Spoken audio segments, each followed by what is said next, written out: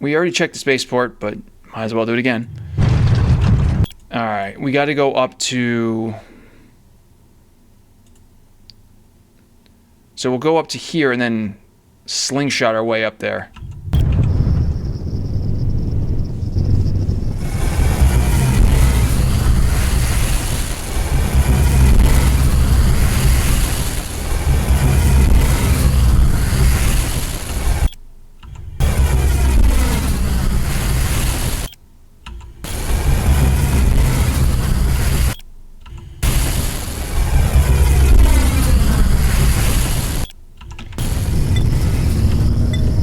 Can't believe the Drake. So I wonder what the new ship names are. All of them. Drake. Small ship. Let's see here. Spaceport. Okay. Recycle garbage. I gotta do that too. I like that there's missions for the Quark now. I wonder if that means that you can repair your rep. That's the new War Dragon? Okay. Okay, so apparently the War Dragon did get replaced. So I'm assuming the Skylark is replaced too.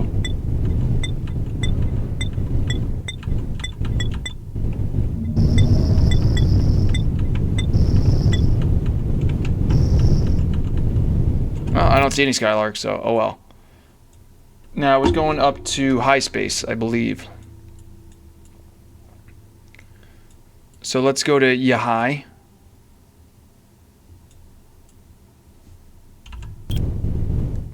Find it so interesting. Very, very interesting that the Quark changed. I like, to be honest, I like the look of the Skylark.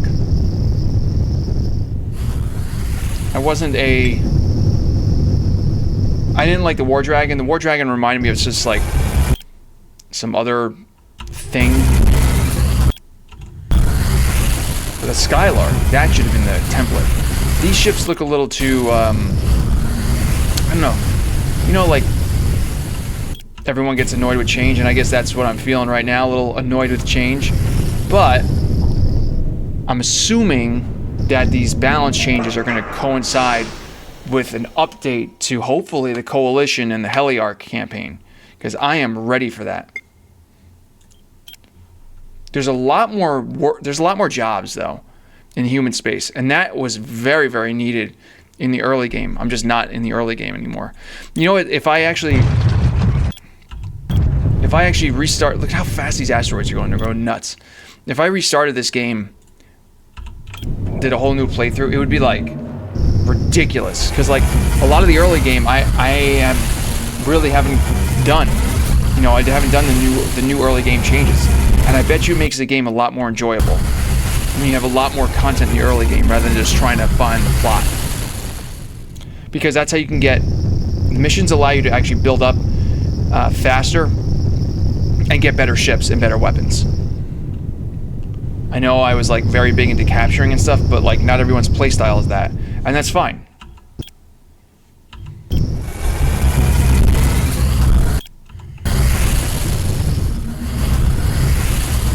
You have to play to your own playstyle. And I think that's the important part about video games.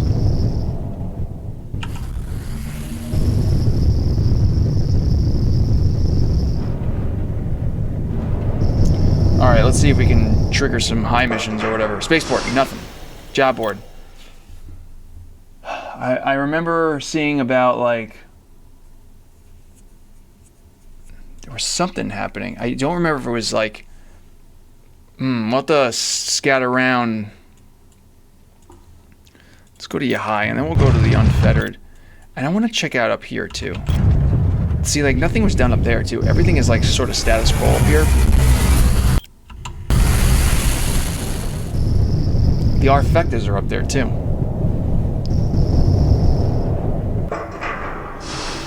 Nothing. Nope.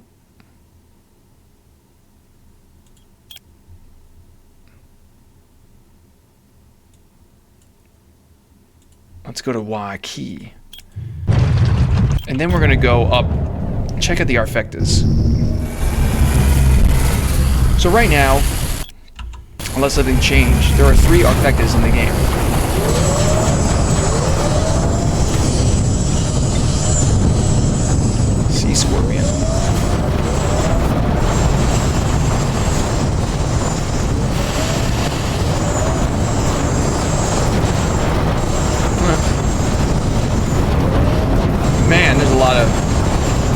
lot of ships. That's what I do like about this game. It's like all of a sudden there's just like chaos. I kind of like it.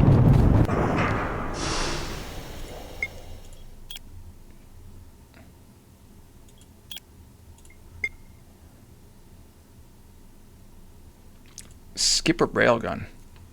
Was that new?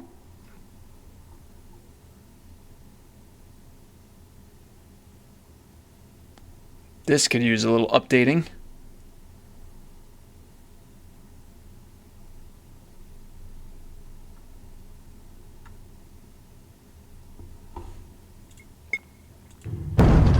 All right, a lot of presents here.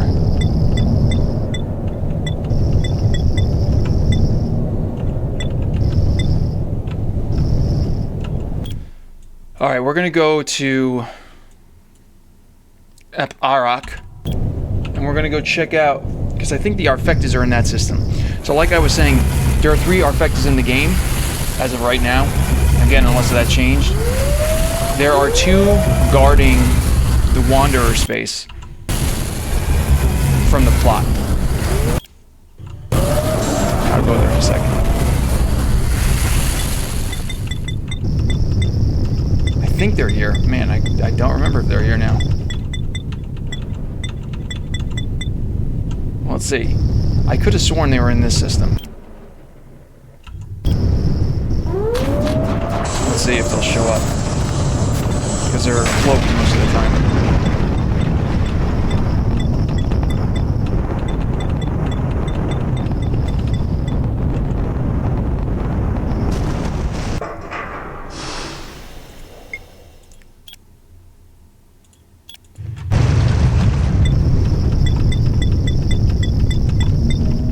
Maybe they're not here now. I don't know. Maybe I'm mistaken where they were.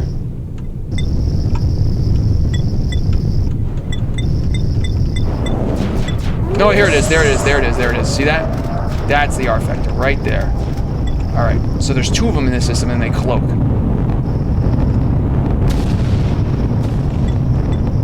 Those are the first 2.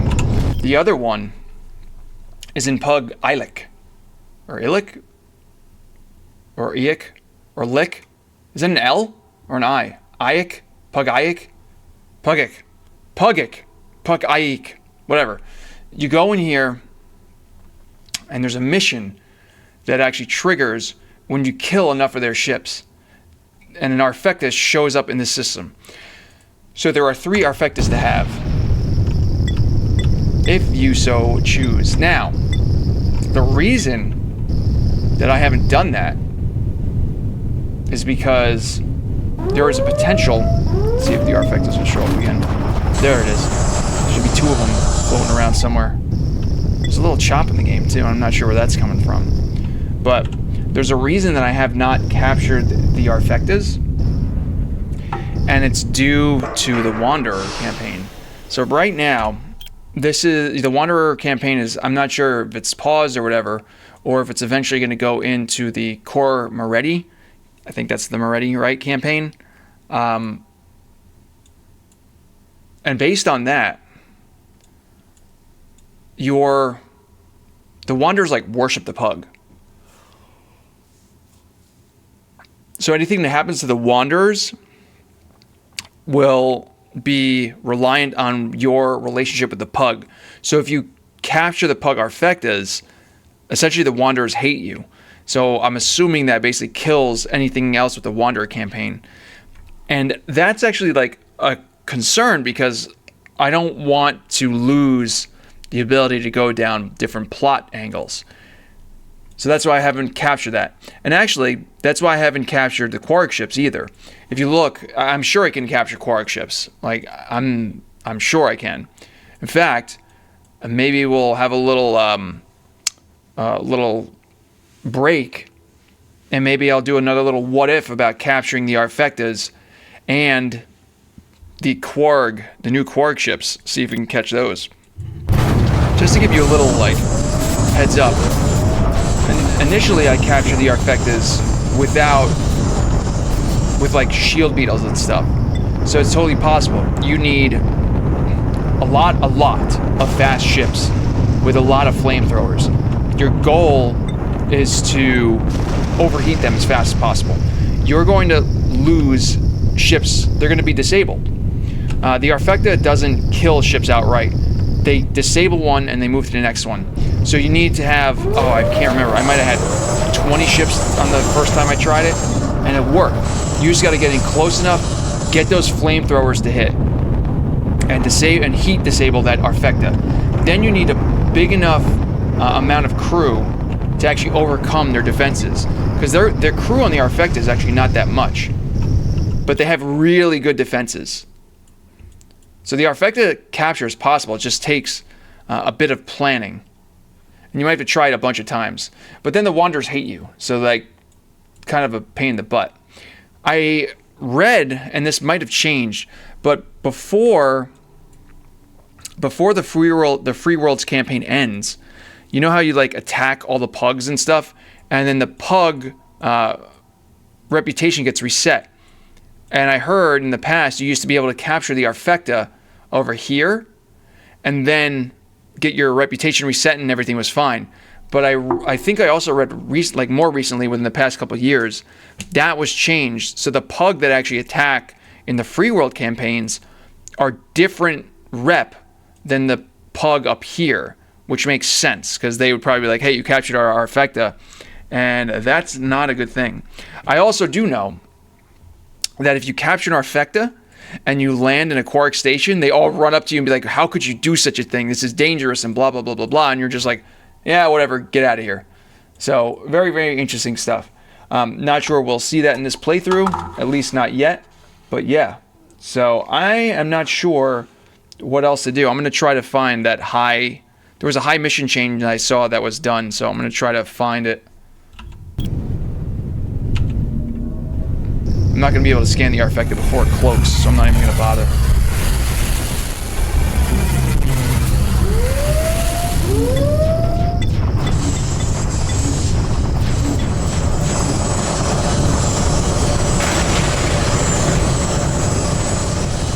Okay, we might as well get out of here. We're using up all the fuel to just overheat those things, which is a problem for me, because I need them to have fuel to land.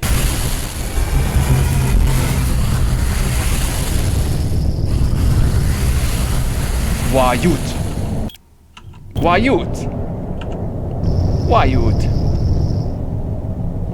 Come on, get over here. Good, we got them all. Spaceport. Oh, here we go. Got it. Boom. Right there. I knew this was going to trigger. I just had a feeling. It is an unusually foggy day on Snowfeather.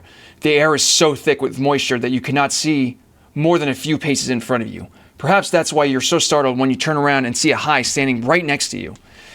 He is so close you could see dewdrops on his whiskers, and you immediately notice the prominent jewelry he is wearing. He appears to be quite old, judging by his stooped-over posture and the white fur around his muzzle. I see that you are wiser than most humans here, he says, pointing toward your ship. Its hatches open, prominently displaying your keystone to any potential travelers. You carry a shield against the tempest of space. Let no one else tell you otherwise. He pauses to take a breath. Now on to more worldly things. My name is Harik. Are you willing and able to take me to Warfeed in the He-Yar system for 20,000 credits? I'm going to ask, why would you go to Warfeed in the He-Yar system? Isn't that an Unfettered planet? Bam. The High pauses for a moment as if unsure what to say. My teachings and prophecies are more appreciated among our northern brethren. Teachings? I'm in. Tell me about these teachings. An unreadable expression appears on Harek's face. My apologies. Apologies for my rudeness. You probably don't know who I am. How do I explain this? You have your preachers and wise ones amongst the humans, yes? I am something similar. Now, will you take me to Warfeed in the He-Yar system? So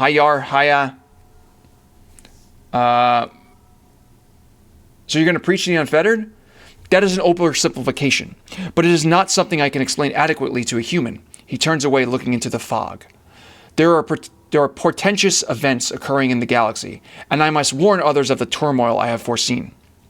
The Unfeathered crane turmoil, so naturally they are more inclined to believe me. He gives a wry smile. All right, I could take you there. Excellent. Arriving in a human ship would be an auspicious start to my journey. but there are not many human captains who take proper precautions when traveling through space. I'm glad to see you have some sense at least. He lowers his voice. Since you seem to be a trustworthy captain, I will tell you some things I have seen. Many years ago, I defended our space against the Korath raids. Really? I don't remember that. One day, we were caught unprepared and hit by a massive fleet. Every single ship in my patrol group was destroyed except for ours, the only one with a keystone. I learned two things in my time against the Korath, that the old legends are true, and the stability we have enjoyed as a species is ending. Changes in the galaxy are inevitable, and those changes are arriving soon. He begins to move toward your ship, but let us not speak of this now. I have business to attend to. Talk about foreshadowing. That's the kind of thing that you should get pretty much when you actually get to this area of space, because crazy stuff happens in the galaxy. So let's take this guy to High Yar. One jump. So if the Korath were raiding the High, I bet you they should have some jump drives. Okay, hold on a second. I gotta contact this planet. Alright, good. Yeah, just keep trying to attack me while I'm trying to land here. I'm gonna just ransack you all. Harek was quite tight-lipped about what he planned to do once on Warfeed. The most you can get out of him was more stories about his past as a military pilot. Once you land, Harek jumps off your ship, moving surprisingly fast for his age. Thank you, Captain, for making this journey. I apologize for not telling you more about me. The work I do is not something that I can reveal to any human who asks. He hands you 20,000 credits and moves away. The surrounding Unfettered appear almost awed by his presence and consequently give you a wide berth. That's right, give me a wide berth. Spaceport? Nothing's happening. Okay. So that's that. Let's get out of here. Let's go back to here. Maybe we can trigger that other mission. Oh my god, stop attacking me. I'm gonna ransack you. So that was good. That was a mission that we haven't seen before. See if we can trigger another one. Spaceport? Oh, nope. Alright. Alright, let's see if we can go to another planet. We're just gonna screw around a little bit here. We'll go to this one and land on it and see what we can find.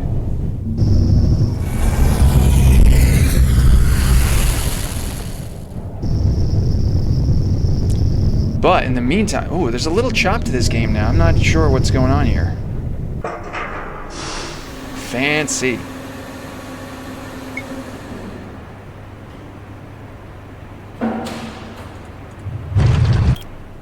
I want to go to Zuba Zuba. Zuba Zub. Zuba Zub.